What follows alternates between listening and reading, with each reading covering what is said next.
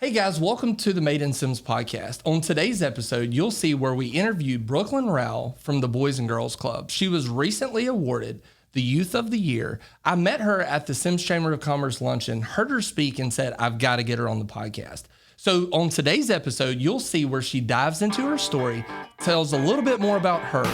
She's 16 years old, she's full of wisdom, and I can't wait for you to see this episode. Check it out.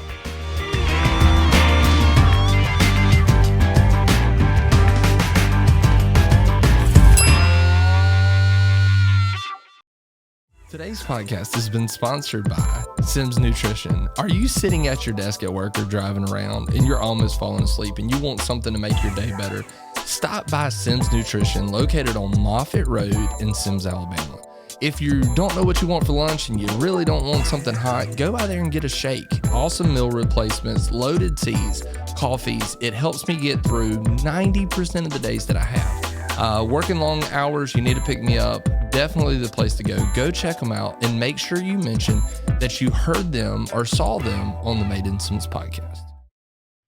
Hey guys, welcome to the Made in Sims podcast. I'm Kenneth Havens, and today we're here with Brooklyn Rowell, the recent Youth of the Year award winner with the Boys and Girls Club. Is that right? Yeah.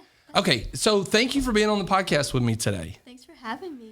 So recently, through the Sims Chamber of Commerce, we sponsored the luncheon through the Made in Sims podcast.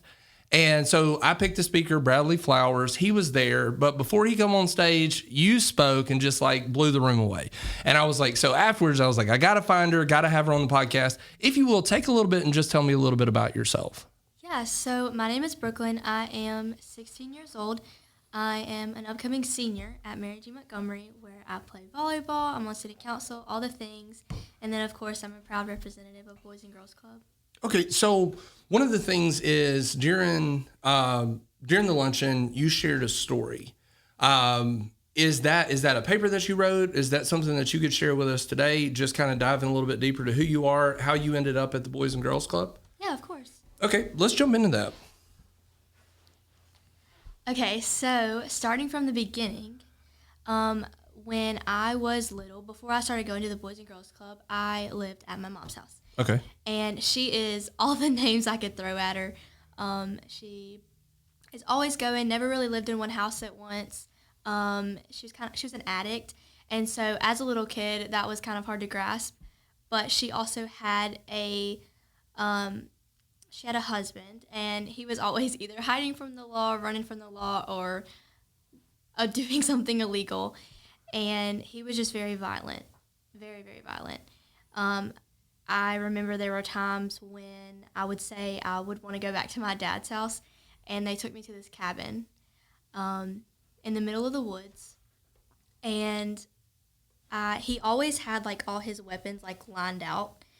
It was very scary. It was like he would have his gun, his knives, and it was always just like a fear factor of like, you're not going to leave us, and, you know, don't try to pull anything over my head because I'm right here and I am capable of what you think I'm capable of.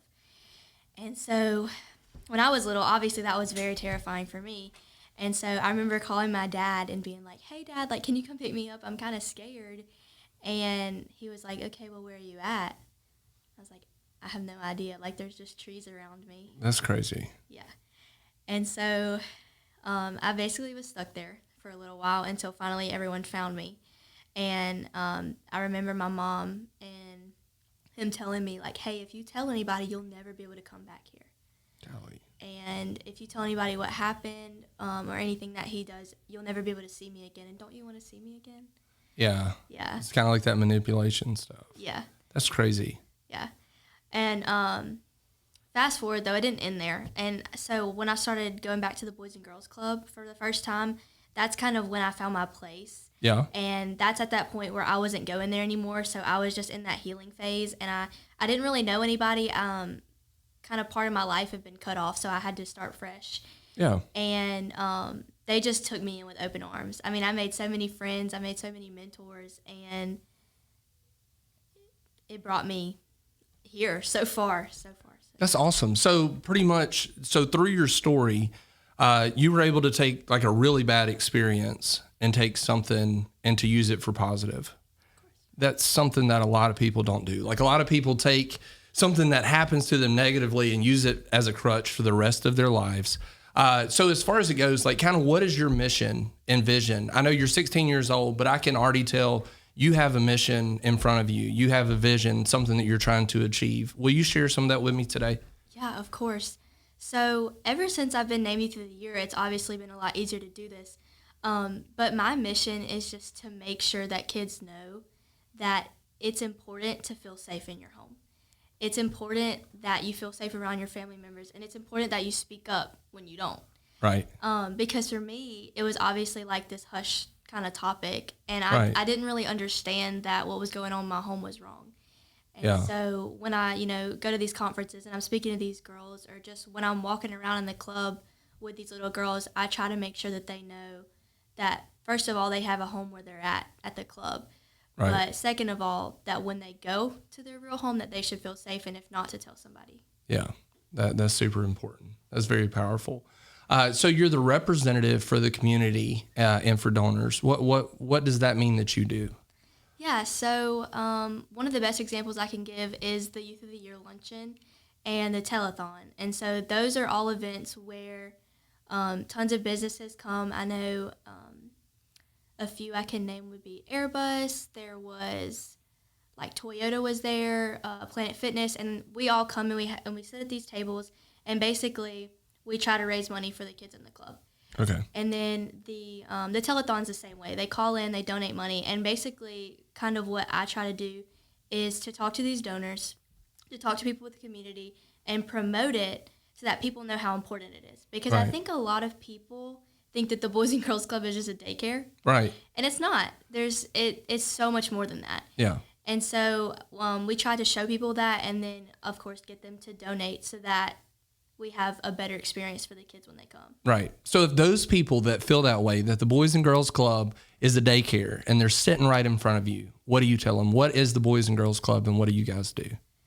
It is so many indescribable things. So, of course, most people start going there because their parents need to take them somewhere.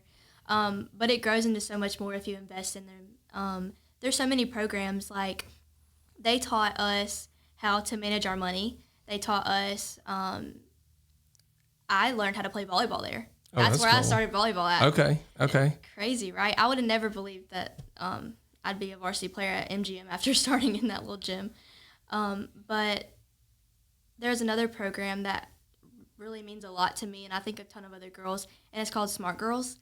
Okay. And basically, girls ages like 10 to 18, we all come in one room and we talk about topics that are super hard to talk about. Right. And for me, that was everything, because I'm being raised by my dad, and so I didn't get those conversations. Yeah. And so it was just kind of a lifeline, so that if anything happened, we could always come back to that one safe room where everything was confidential and nothing else matters but the girl next to you.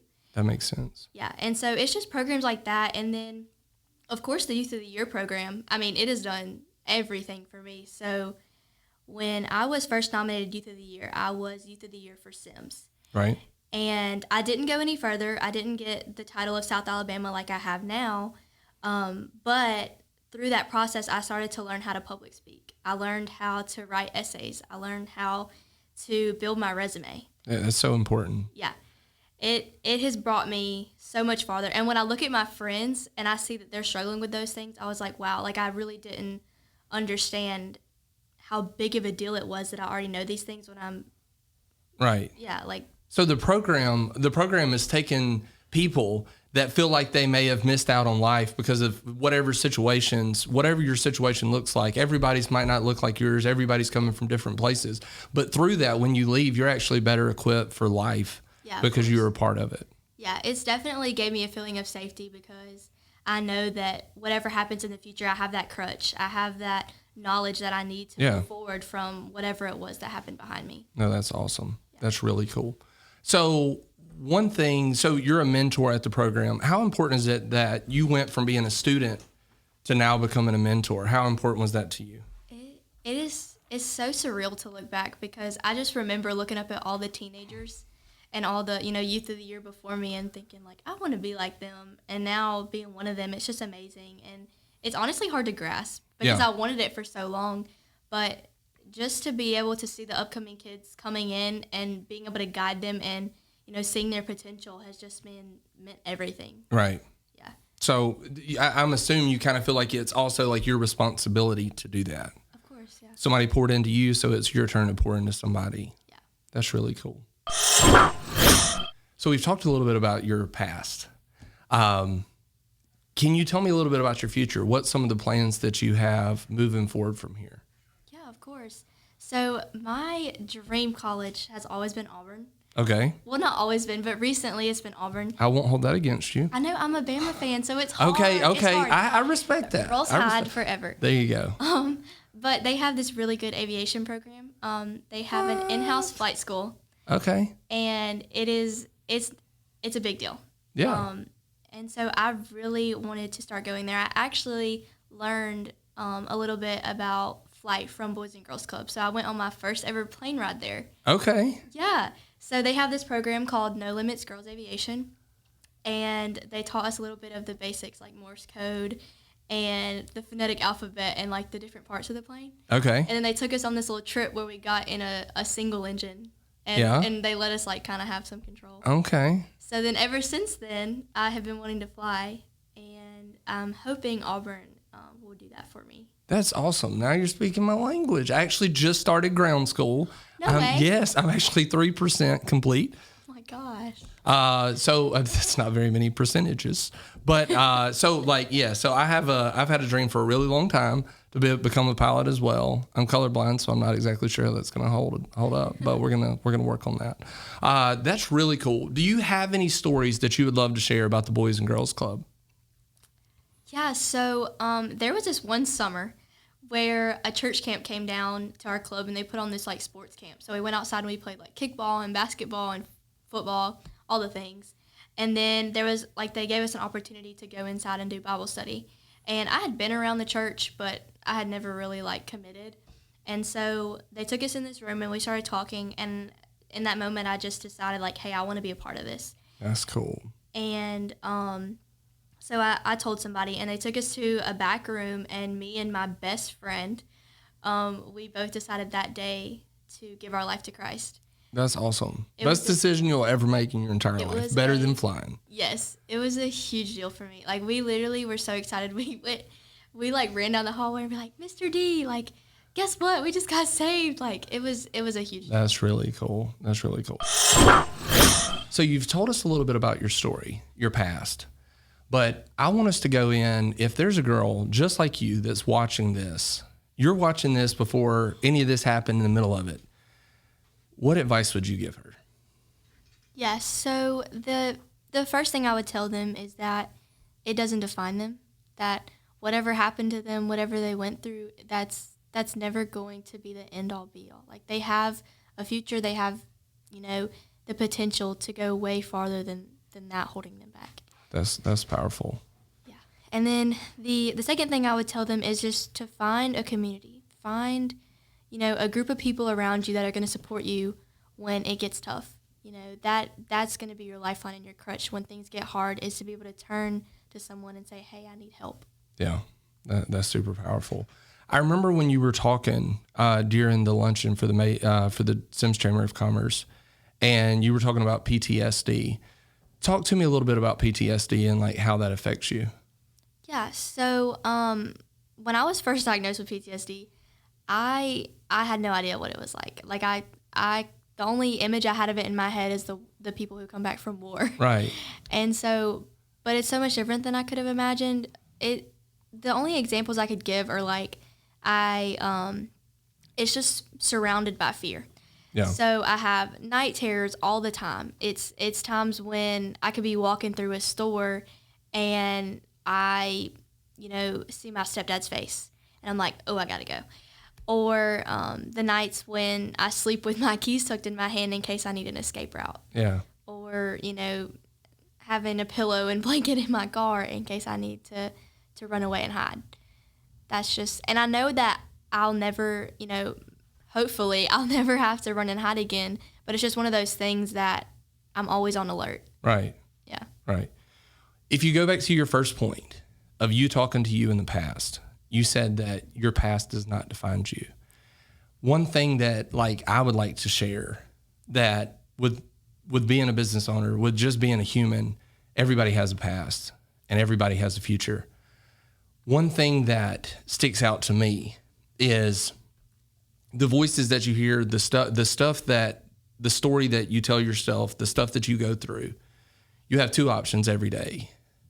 I can live in it and let it define me, or I can overcome it and I can be better because I went through it.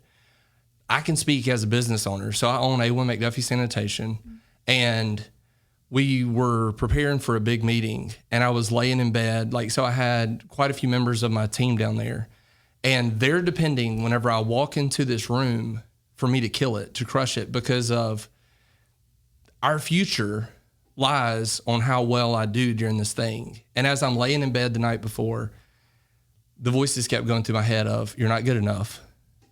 What if they find out you're a fake? What if they find out you're a phony? What if they find out who you really are?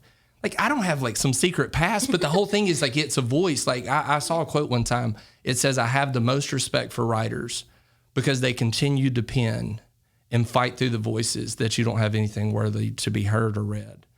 And so that's what I want to say about your story is it needs to be heard.